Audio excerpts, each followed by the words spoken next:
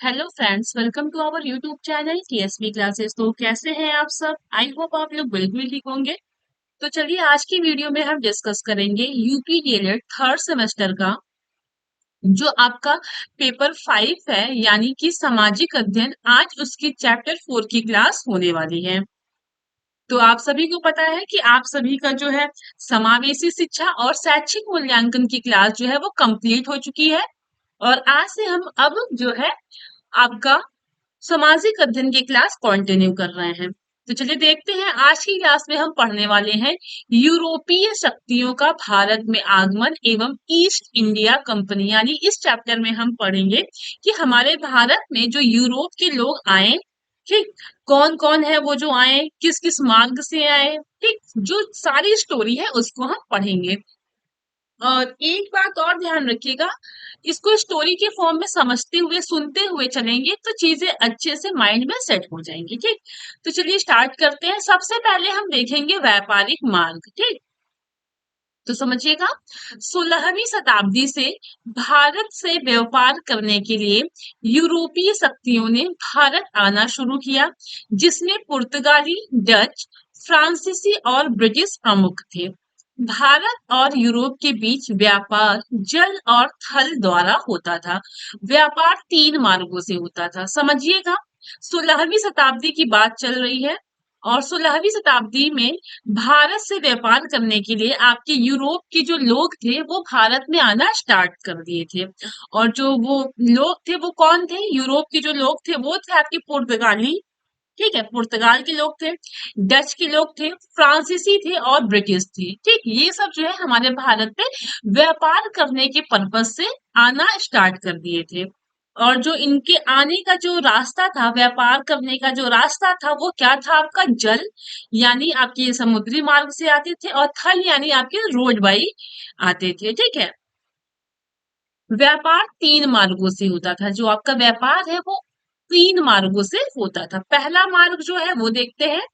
तो पहला मार्ग है फारस की खाड़ी से होता हुआ समुद्री मार्ग था। इस मार्ग से इराक, तुर्की, वेनिस और जिनेवा से व्यापार होता था। जो पहला मार्ग है आपका वो फारस की खाड़ी से होता हुआ समुद्री मार्ग था। ठीक, इस मार्ग में क्या था?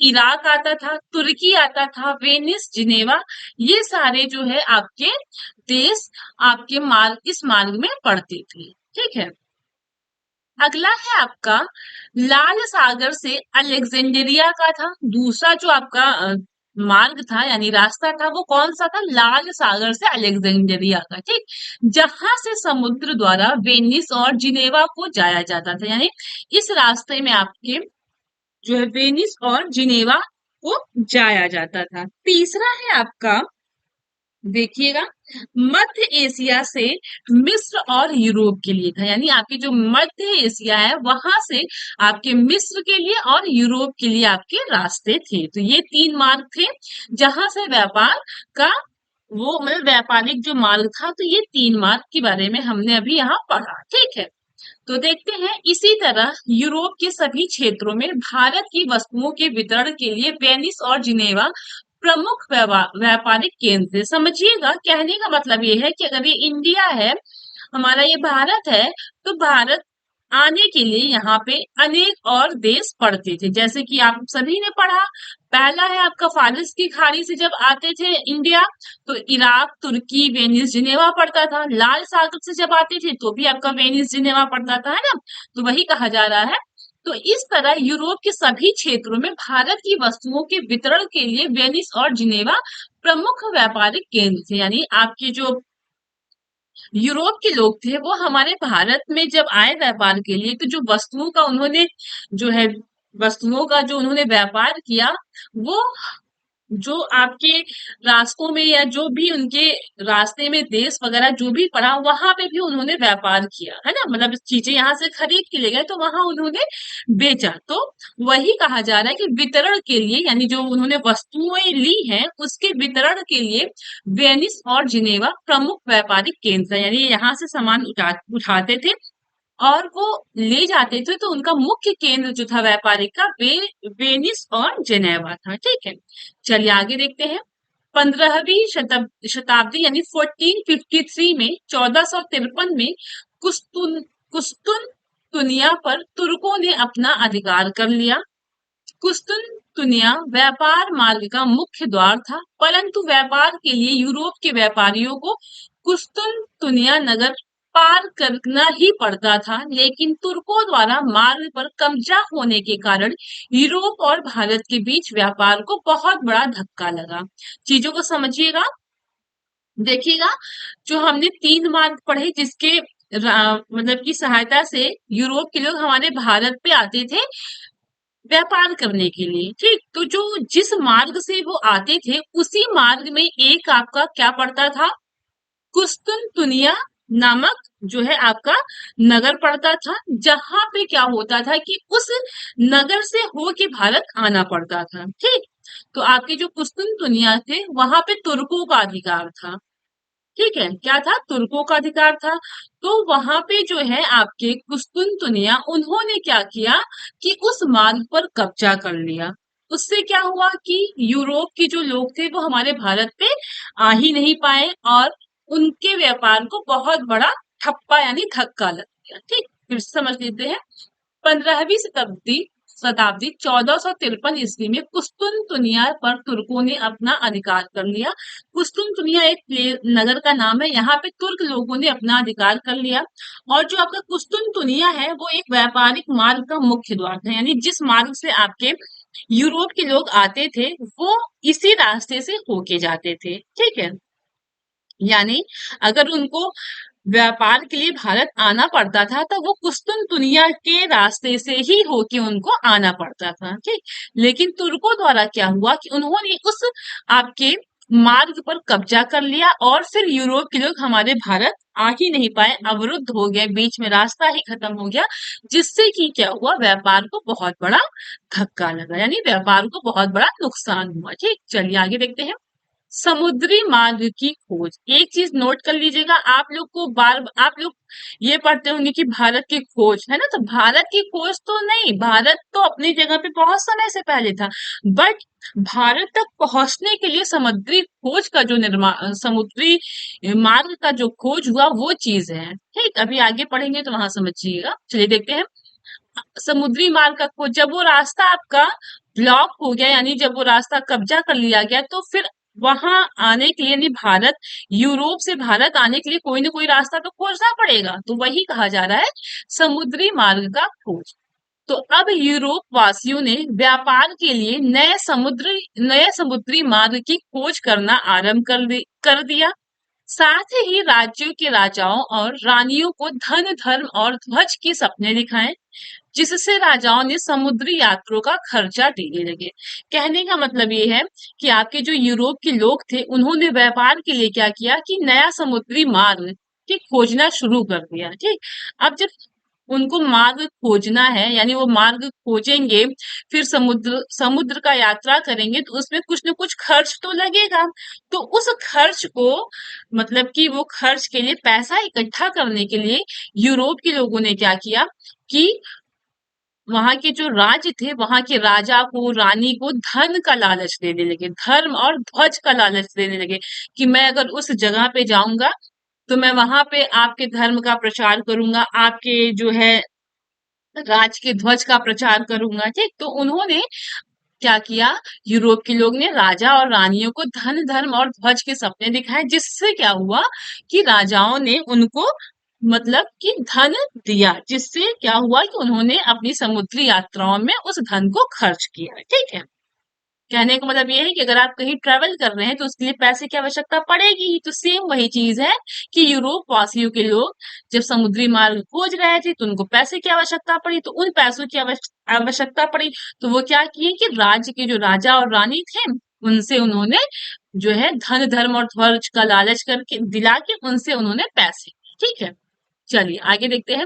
भारत की खोज पर निकले स्पेन निवासी कोलंबस ने अमेरिका की खोज की, यानी कहने का मतलब ये है आपकी भारत की खोज पर, यानी भारत के रास्ते को खोजने के लिए, भारत को खोजने के लिए नहीं, ठीक। यूरोप से उन्होंने भारत तक आने के लिए मार्ग की खोज के लिए निकले थे। ठीक है, तो भारत की खोज पर निकले स्पेन निवासी कोलंबस ने अमेरिका की खोज की। यानी निकले तो थे वो, आपके कोलंबस भारत के लिए रास्ता खोजना, लेकिन वो अमेरिका पहुंच गए। ठीक, उसके बाद आपके पुर्तगाल निवासी वास्को डिगामा ने अफ्रीका के दक्षिणी छोर से होते हुए भारत के पश्चिमी समुद्र के तट के कालीकट बंदरगाह पर पहुंचा। आपका जो पुर्तगाली की निवासी थे वास्को डिगामा, वो आपके अफ्रीका के दक्षिणी छोर से होते हुए हमारा जो ये भारत का निचला ये है आपका, ठीक, ये आपका पश्चिमी एरिया है, तो आपके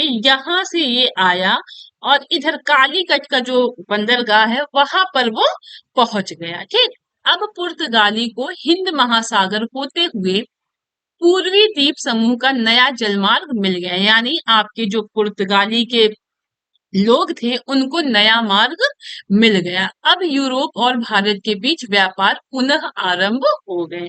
यानी अब जब मार्ग मिल गया तो भारत और यूरोप के बीच में फिर से आपके व्यापार शुरू हो गए। ठीक है, दो बातें ध्यान रखिएगा, भारत की खोज के लिए नहीं, भारत के आने के लिए समुद्री मार्ग की खोज की थी वास्को डी गामा ने। ठीक, इस चीज को ध्यान रखिएगा।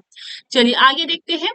यूरोपीय व्यापार का प्रारंभ, आपका जो यूरोपीय व्यापार है उसका प्रारंभ देखते हैं। तो भारत में व्यापार करने के उद्देश्य से अनेकों जातियां आई और भारत में यूरोपीय व्यापार का प्रारंभ हो गया। यानी भारत में व्यापार करने के उद्देश्य से बहुत सारे लोग आए और भारत में जो है यूरोप के लोग व्यापार जो करने लगे, तो वहां से यूरोपीय व्यापार का स्टार्टिंग हो गया। ठीक, तो सबसे पहले देखते हैं कि कौन किस क्रम में आया हुआ है, एग्जाम में पूछता है। तो यूरोपीय शक्तियों का आगमन सबसे पहले आपके पुर्तगाली के लोग आए थे, कब? 1498 ईस्वी में। ठीक, फिर उसके बाद आपके अंग्रेज आए थे 1600 ईस्वी में, फिर आपके डच आए थे 1602 ईस्वी में, फिर आपके डैनिश आए थे 1616 ईस्वी में, फिर आपके फ्रांसीसी आए थे 1664 ईस्वी में। ठीक, ये आपका एग्जाम में पूछा हुआ है। पुर्तगाली कब आए थे? तो 1498 ईस्वी में। पुर्तगाली के बाद आपके अंग्रेज आए 1600 में, फिर डच आते हैं 1602 ईस्वी में, फिर आपके डैनिश आए 1616 ईस्वी में, फिर आपके फ्रांसीसी आए 1664 ईस्वी में। ठीक है, चलिए आगे देखते हैं।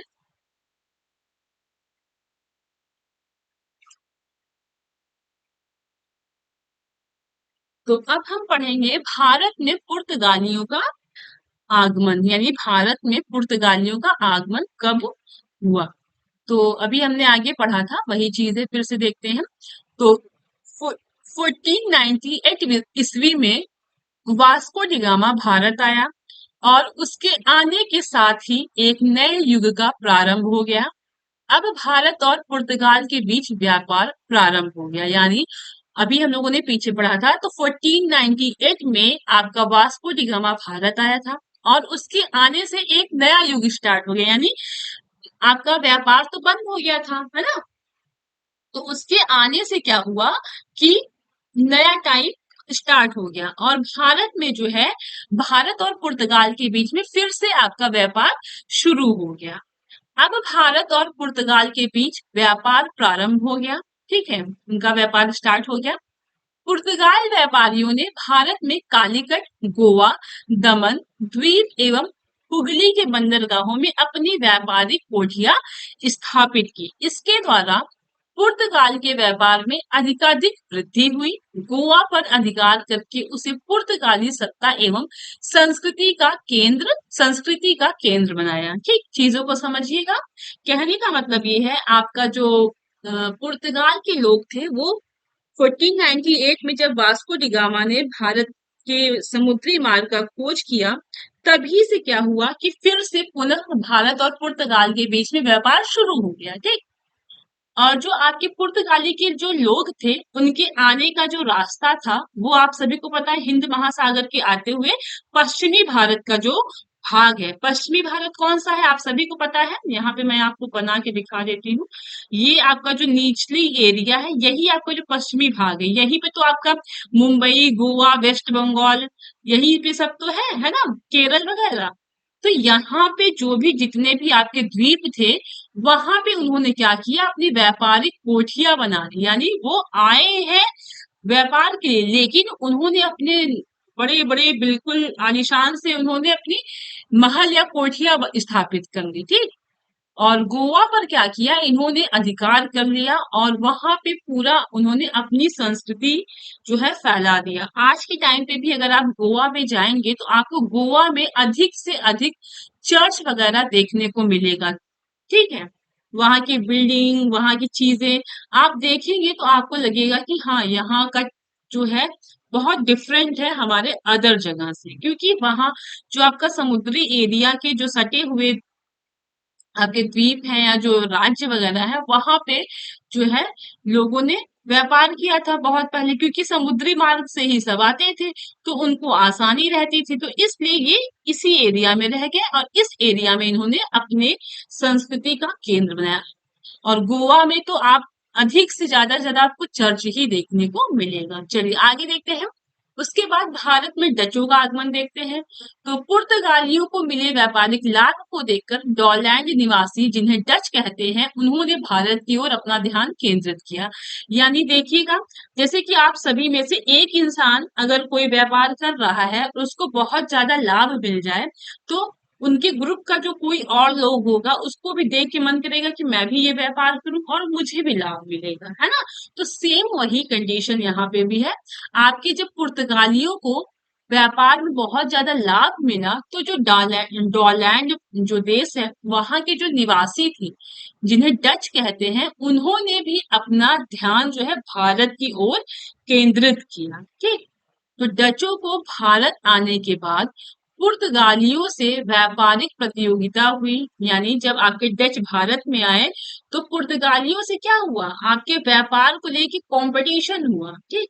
अब जब उसी फील्ड में उसी जगह दो तीन लोग आ जाएंगे तो क्या होगा, कंपटीशन तो होगा ही कि मैं ज्यादा चीजें यहाँ से आयात निर्यात करूं, है ना। तो वही चीज है कि आपके डचों को भारत आने के बाद पुर्तगालियों से व्यापारिक प्रतियोगिता हुई। 1602 में भारत में डच इंडिया कंपनी की स्थापना हुई। 1602 ईस्वी में भारत में क्या हुआ कि आपके डच इंडिया कंपनी की स्थापना हुई। जल्दी ही डचों ने मसालों के व्यापार पर अपना अधिकार कर दिया। हमारे भारत में पता है केरल में कितने सारे मसाले होते हैं, है ना। कॉफी हो गया और सारी चीजें, काजू, ड्राई फ्रूट्स, हर एक मसाला हमारे यहाँ होता है। तो डच जो है ना, हमारे यहाँ की जो मसाला का व्यापार था उस पे अपना अधिकार कर दिया, ठीक। डचों का दक्षिण पूर्वी एशिया में अधिक ध्यान रहा और धीरे धीरे भारत में अन्य यूरोपीय जातियों का प्रभाव बढ़ने लगा। अभी तक तो सिर्फ पुर्तगाली और डच ही थे, उसके बाद धीरे धीरे जो है अन्य यूरोप के जो लोग थे उनका भी प्रभाव हमारे भारत की तरफ बढ़ने लगा। तो अब अगला देखते हैं, भारत में अंग्रेजों का आगमन। अभी हमने पुर्तगाली देखा, फिर डच देखा, अब हम अंग्रेज के बारे में देखेंगे। तो भारत में अंग्रेजों के आगमन के समय इंग्लैंड में महारानी एलिजाबेथ शासन कर रही थी। यानी भारत में जब अंग्रेजों का आगमन हुआ तो उस समय इंग्लैंड में जो है आपकी महारानी एलिजाबेथ थी, वो उस समय आपके इंग्लैंड में शासन कर रही थी, ठीक। अंग्रेजों ने 31 दिसंबर 1600 ईस्वी में महारानी एलिजाबेथ से भारत में व्यापार करने के लिए आज्ञा पत्र प्राप्त किया और भारत में ईस्ट इंडिया कंपनी की स्थापना करके व्यापार प्रारंभ कर दिया। आगे जो अंग्रेज के लोग थे वो 31 दिसंबर 1600 ईस्वी में महारानी एलिजाबेथ से बताया कि हाँ, भारत में हमें व्यापार करना है, तो उन्होंने क्या किया कि ईस्ट इंडिया कंपनी की स्थापना की और फिर उन्होंने व्यापार शुरू कर दिया। एग्जाम में पूछता है कि ईस्ट इंडिया कंपनी की स्थापना कब हुई, तो 1600 ईस्वी में, ठीक। प्रारंभ में अंग्रेज अंग्रेज व्यापारियों को 15 वर्ष के लिए आज्ञा पत्र प्रदान किया गया था, किंतु धीरे धीरे उन्हें भारतीय व्यापार पर अपना एकाधिपत्य स्थापित कर लिया और भारत की राजनीति में भी हस्तक्षेप करने लगे। पहले तो उन्होंने क्या किया कि सिर्फ 15 वर्ष का एक लेटर तैयार किया था, 15 वर्ष का आज्ञा लिया था कि हम बस 15 वर्ष तक व्यापार करेंगे भारत में। लेकिन धीरे धीरे क्या हुआ कि अंग्रेज जो है हमारे भारत पर व्यापार का पूरा एकाधिकार जमाने, उन्होंने अपना अधिकार जमाने लगे। ठीक उसके बाद क्या हुआ कि धीरे धीरे वो हमारे पर्सनल मैटर में भी हस्तक्षेप करने लगे। और हस्तक्षेप करने का मेन रीजन क्या था? क्यों? क्योंकि हमारे जो भारत के राजा लोग थे उनमें एक मत नहीं थे, वो उनमें यूनिटी नहीं थी। तो जब अंग्रेजों को ये बातें पता चली तो अंग्रेजों ने इस बात का फायदा उठाया और सभी राजाओं के बीच में फूट डालना स्टार्ट कर दिया। और इसीलिए अंग्रेजों ने हमारे भारत पर इतने समय तक जो है उन्होंने शासन किया। ठीक, चलिए अब हम देखेंगे भारत में डेनिस का आगमन। तो देखते हैं, भारत में 1616 ईस्वी में डेनमार्क निवासी जिन्हें डेनिस कहते हैं उनका आगमन हुआ। डेनिस भी भारत में व्यापार करने के उद्देश्य से आए थे। यहाँ आकर उन्होंने ट्रावनकोर एवं श्रीरंगपट्टम में अपने व्यापारिक केंद्र स्थापित किए, परंतु कुछ समय बाद अंग्रेजों को बेच दी और भारत से वापस चले गए। आगे जो डेनिस थे वो 1616 ईस्वी में आए थे, ये डेनमार्क के रहने वाले थे। तो डेनिस ने क्या हुआ कि डेनिस भी भारत में व्यापार करने के उद्देश्य से आए थे। उन्होंने अपना जो व्यापारिक केंद्र है वो ट्रावनकोर और श्रीरंगपट्टम में अपना व्यापारिक केंद्र स्थापित किया। लेकिन जब कुछ टाइम बीता तो वो अपना सारा व्यापारिक केंद्र या जो भी चीजें थी सब कुछ बेच के अंग्रेजों को बेच दिया और फिर वो भारत से अपने देश वापस चले गए। ठीक, चलिए अब देखते हैं आगे। फिर भारत में फ्रांसीसियों का आगमन। तो 1664 ईस्वी में फ्रांसीसी व्यापार करने के उद्देश्य से भारत आए। आपके 1664 ईस्वी में जो फ्रांसीसी थे वो व्यापार करने के उद्देश्य से भारत आए। उन्होंने फ्रेंच ईस्ट इंडिया कंपनी की स्थापना की। ठीक, उन्होंने क्या किया, फ्रांस के लोग ने फ्रेंच ईस्ट इंडिया कंपनी की स्थापना की। यह एक सहकारी कंपनी थी जिस पर राजा का पूर्ण नियंत्रण था। यानी यह एक सहकारी कंपनी थी, यानी इस पे राजा का भी अधिकार था और आपके गवर्नमेंट का भी अधिकार था। ठीक, एक तरह से एडेड कंपनी कह सकते हैं। तो फ्रांसीसियों ने सूरत एवं मुसलीपट्टनम में व्यापारिक केंद्र स्थापित किए। फ्रांसीसियों एवं अंग्रेजों के बीच संघर्ष हुआ। दोनों शक्तियों के बीच में 3 युद्ध हुए। समझिएगा, आपके जो फ्रांसीसी थे वो 1664 ईस्वी में आए थे भारत में व्यापार करने के लिए। उन्होंने अपनी फ्रेंच ईस्ट इंडिया कंपनी की स्थापना की। ठीक, यह कैसी कंपनी थी? आपकी जो फ्रेंच ईस्ट इंडिया कंपनी थी वो सहकारी कंपनी थी जिसपे क्या था, राजा का पूर्ण नियंत्रण था। ठीक, तो फ्रांसीसी के जो लोग थे उन्होंने सूरत में, मुसलीपट्टनम में उन्होंने अपना क्या किया, व्यापारिक केंद्र स्थापित किया। ठीक है, और आपके जो व्यापार को लेके फ्रांसीसी के बीच में और अंग्रेजों के बीच में बहुत ही ज्यादा संघर्ष हुआ। जब एक ही फील्ड में दो दमदार लोग आ जाते हैं तो उनके बीच में बहुत कंपटीशन हो जाता है। जब कंपटीशन बहुत ज्यादा होता है तो उनके बीच फिर युद्ध संघर्ष सब शुरू हो जाता है। तो सेम स्टोरी यहाँ पे भी है। दोनों शक्तियों के बीच 3 युद्ध हुए, यानी आपके फ्रांसीसी और अंग्रेजों के बीच में 3 युद्ध। ठीक, इन्हें कर्नाटक युद्ध, इन्हें कर्नाटक का युद्ध कहते हैं। तो देखते हैं, 1760 में वांडीवास एग्जाम में पूछा हुआ क्वेश्चन है। 1760 ईस्वी में वांडीवास के युद्ध में अंग्रेजों ने फ्रांसीसियों को बुरी तरह परास्त कर दिया। यानी आपके 1760 का जो वांडीवास का युद्ध हुआ था उसमें अंग्रेजों ने क्या किया था कि फ्रांसीसियों को बुरी तरीके से हरा दिया था। ठीक, उसके बाद फिर आपका 1763 ईस्वी में यूरोप में पेरिस की संधि हुई। ठीक, साथ ही सप्तवर्षीय युद्ध समाप्त हो गया। यानी उसके बाद क्या हुआ कि 1763 में आपके पेरिस की संधि हुई जिसमें आपका सप्तवर्षीय युद्ध समाप्त हो गया और साथ ही आपके फ्रांसीसी शक्ति का प्रभुत्व समाप्त हो गया। यानी उसके बाद जब वो संधि हो गई दोनों लोग के बीच में और फिर वो युद्ध भी समाप्त हो गया तो फ्रांसीसी की शक्ति का प्रभुत्व, यानी जब फ्रांसीसी का जो भी पावर था वो सब बिल्कुल खत्म हुआ। ठीक है, तो देखते हैं, भारत में फ्रांसीसियों की असफलता के कारण, यानी जो भारत में आपके जो फ्रांसीसी आए थे वो असफल क्यों हो गए, वही कारण हम देखेंगे। तो पहला कारण है, कंपनी की आर्थिक दशा अच्छी नहीं थी। आपकी जो फ्रांसीसी की कंपनी थी उसकी इकोनॉमिकल कंडीशन अच्छी नहीं थी, यानी उनके पास हो सकता है बहुत ही ज्यादा पैसे नहीं थे। ठीक, अगला है, उसके कर्मचारी कंपनी के कार्यों में अधिक रुचि नहीं लेते थे। उनकी जो कंपनी थी, जब कंपनी का लेबर या कंपनी के जो आपके कर्मचारी हैं, जब वो कार्य में रुचि ही नहीं लेंगे तो वो कंपनी प्रोग्रेस पे कैसे जाएगी, है ना?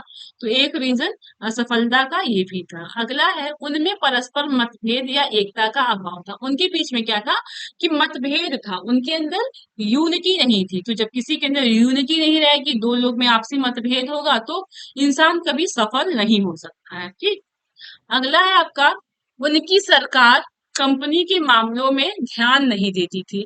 उनकी जो सरकार थी, उनकी जो सरकार थी, वो कंपनी के मामलों में, यानी वहां की जो फ्रांसीसी की जो गवर्नमेंट थी, वो जो है कंपनी का कोई भी मामला हो तो उस पर ध्यान ही नहीं देती थी। तो यही रीजन था कि फ्रांसीसी के लोग भारत में व्यापार करने के लिए असफल थे। ठीक। चलिए अगला देखते हैं, भारत में यूरोपीय जातियों के आगमन के कारण। तो आपके जो भारत में हमारे सॉरी, हमारे भारत में जो यूरोप की जो जाति थे, उनके आगमन का कारण क्या था? तो देखते हैं।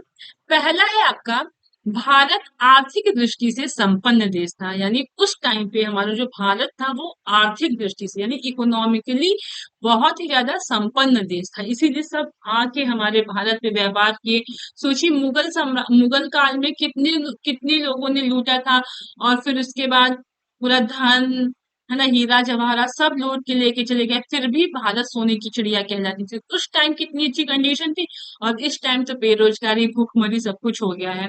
वही देखते हैं, भारत की जो है आर्थिक दृष्टि बहुत ही ज्यादा अच्छी थी। यहाँ की आर्थिक संपन्नता ने यूरोपीय व्यापारियों को आकर्षित किया। यहाँ भारत की जो आर्थिक स्थिति थी, उसी को यूरोप के लोगों ने देख के वो अट्रैक्ट। ठीक। अगला है, यूरोपीय बाजार में भारत की मसालों की अधिक मांग थी। यानी जो यूरोप की मार्केट थी, यूरोप की जो बाजार थी, वहां पे जो हमारे भारत का मसाला है, उसकी बहुत ही ज्यादा डिमांड थी। ठीक। अगला है, वास्को डी गामा द्वारा भारत आने का सुगम जलमार्ग खोज लेना यूरोपीय व्यापारियों के लिए लाभकर हो गया।